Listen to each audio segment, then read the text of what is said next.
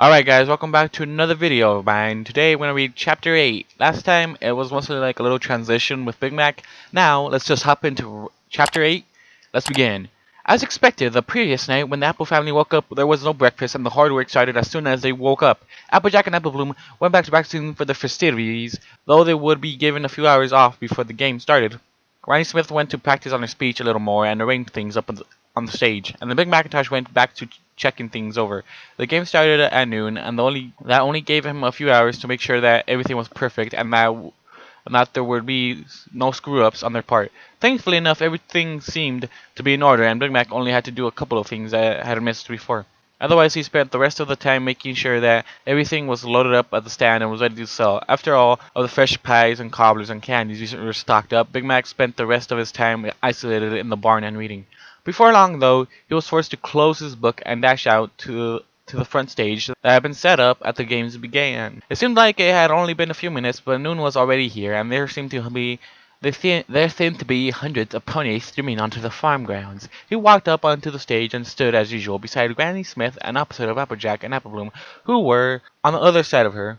Granny Smith began her speech by greeting all of the ponies, welcoming them to the farm. She gave a brief description of the games and of the festivities that would follow, and invited them all to visit the concession stands and sign up to participate. In the midst of it, though, Big Macintosh was standing steadfast and at attention, couldn't help but glance across Granny Smith as she spoke and over at Applejack. Apparently his sister had the same idea. She caught his eye, smiled at him inconspicuously, and then winked at him. Big Macintosh turned his head back and around slowly and stared at her head.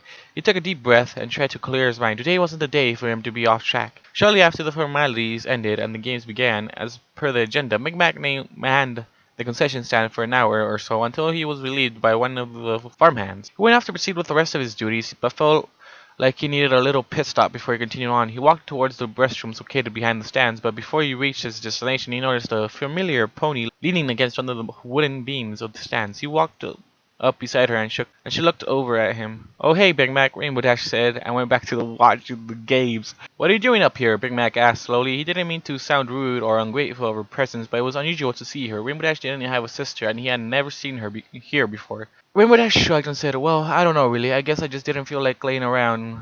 She huffed and flipped some of her mane out of her head. She resumed watching the games and laughed when Rarity face planted in the mud. Big Mac knew that he really should have been going on his way, so he went to tell her goodbye. Before he could do so, though, Rainbow Dash, while still staring at a muddy and running Rarity, stopped him. "So I saw you go into Rarity's house the other day, and the day after that, and the day after that, and that day after that." She turned her head and smirked at him. Big Mac's eyes grew wide with fear as the sudden horrible realization set on him that he was caught.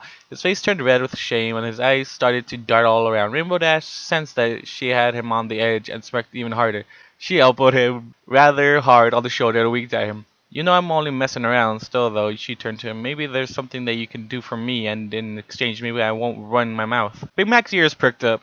He was willing to do anything just so long as Twilight and Applejack, the rest of their friends, and Celestia, only knows who else, didn't find out. Still though, it was Rainbow Dash, and there was no telling what she had up her sleeve. Slowly, somewhat hesitantly, Big Mac looked at her and asked nervously, "What?" Rainbow Dash walked even closer to him and began to run her hoof up and down on his chest in a sensual way. "You know," she began, "it's amazing what you can see from up in the clouds. I got so much dirt on so many ponies here that I don't even know what to do," she revealed. Big Mac wished she would stop playing with him and just tell him what she wanted. "Anyway, what it all boils down to, Mac, is that I don't appreciate you doing it with my friends." She glared dangerously at him, and Big Mac couldn't help but gulp. Rainbow Dash resumed her sensual stroking and eventually concluded, "Without cutting me in, of course." She wrapped her forelegs around his neck and slowly and then kissed him. Rainbow Dash was an excellent kisser, and so was Big Macintosh, so it was only natural that they both closed their eyes in enjoyment. She backed off him shortly afterwards. She frowned and looked off towards the track. "You know, it really sucks not being out there." She looked back at him and with a sensual smirk on her face, getting all worked up and dirty and sweaty. "Oh, yep," Big Mac replied nervously and blushed. The way she had kissed him and the kinds of comments that she had been telling him were driving him insane. His penis started to become erect. Rainbow Dash noticed this and peeked around at his side.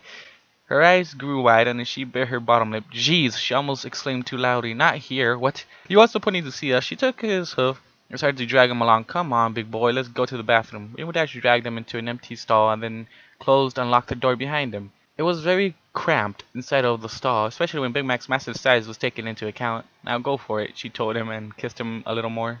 After that, the two of them wasted no time in getting things going. They took some time adjusting around, but eventually Big Mac was able to move around so that he was sitting down on the toilet. Rainbow Dash adjusted herself so that she was able to wrap her lips around his cock and began to blow him. The way she was calculated and how she moved her head up and down and how she seemed to know just when to use her tongue indicated to him that she had done this before, though he dare not inquire about it. Either way, was glad it was happening.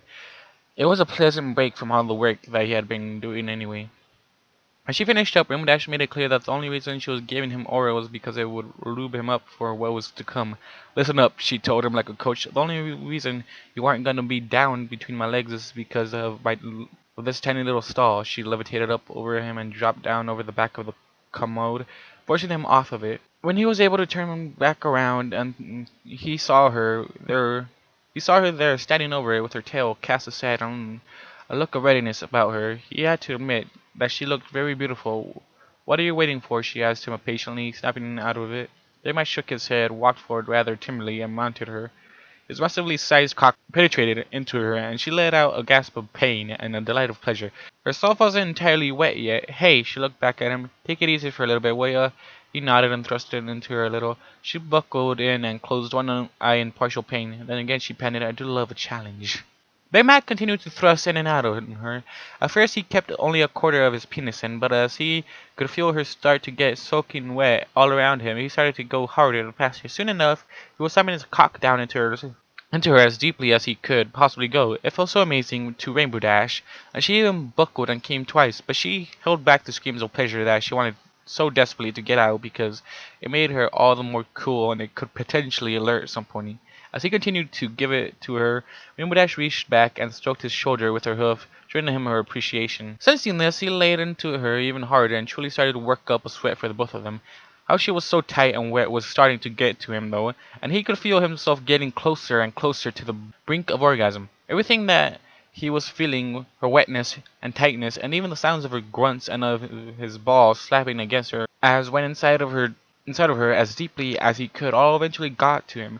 He kept thrusting and thrusting until he just couldn't take it anymore. He took one final thrust and then released some of his cum, going down deep inside of her pussy. Her eyes widened in surprise, albeit pleasant, and she moaned in pleasure as she felt him start to fill her up. So to pull out was all. Big Macintosh finally pulled his cock out of her and allowed the rest of his semen to be emptied out onto her back and into her mane. He finally finished up from bursting his massive load, and Rainbow Dash, while only joking, said, "Aw, you idiot, now what if somebody sees this?" She shook her mane and body quickly, and droplets of Big Mac's cum went flying all about. Some of it came back onto him, and Big Mac scrunched his muzzle up in disgust and dabbed some of it off with a piece of toilet paper. "Hey," Rainbow Dash said, "give me some of that." She took some of the toilet paper from him and wiped her mane out, and whatever else she could. "Help me out, will ya?" She gave a new sheet to him and flattened her back out so that he could wipe it off of her for her. There was quite a bit of it that needed wiping, so they were in there for a while. Eventually, though, they finished up, and Big Mac threw the paper into the toilet. Suddenly, though, seeing the water in the toilet, and after his massive orgasm, the original reason for why he had to come to the bathroom in the first place came rushing back on him. Rainbow Dash seemed to be taking her sweet time in getting up and out of the stall, but the more and more that he was forced to wait, the more Big Mac couldn't hold it anymore. Acting on the impulse of having to go so desperately, he more or less jumped over the top of Rainbow Dash and went in front of her, shoved her out of the door and slammed it shut behind her. Little did she know there was a stallion that came out of one of the stalls located a few doors down, and he stopped and stared at Rainbow Dash and the slamming door as she came stumbling out of there. Rainbow Dash blushed deeply, chuckled nervously, and waved at him slowly. She darted around the corner and waited there for him to get out. Once alone in the stall, the sweet, sweet relief was allowed to flow over Big Macintosh as he finally was able to relieve himself.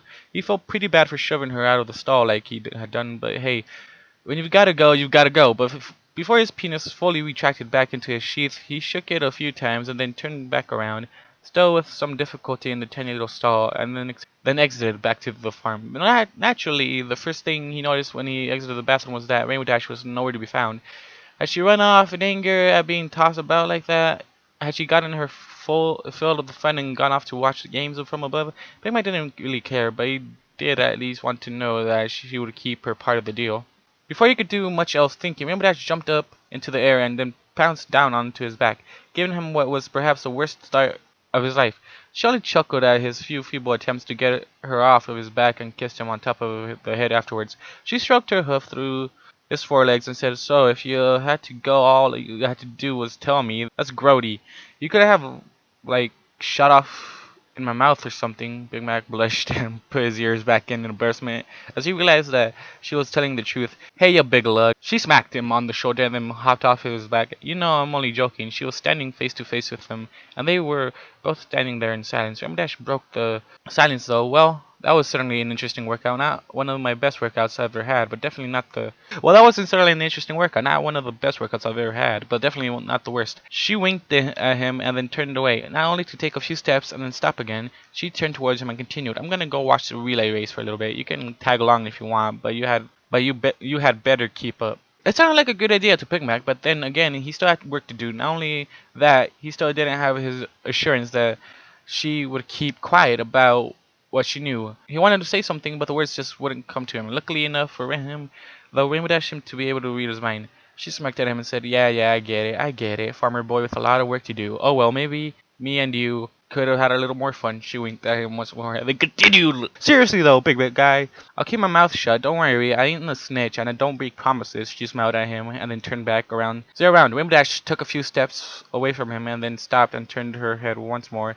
"And hey, if you think I'm gonna be looking you up after this, you have another thing coming." Okay then. Okay, the end, guy. The end. Most of the time I call Rainbow Loyalty. Just in my mind, that seems like a nice name for her. That was interesting. Didn't expect a Rainbow to be like the next one in here. Anyways, guys, thank you all for listening, doing whatever the fuck you guys do, and I'll see you guys in the next one. Goodbye. 100,000 stories.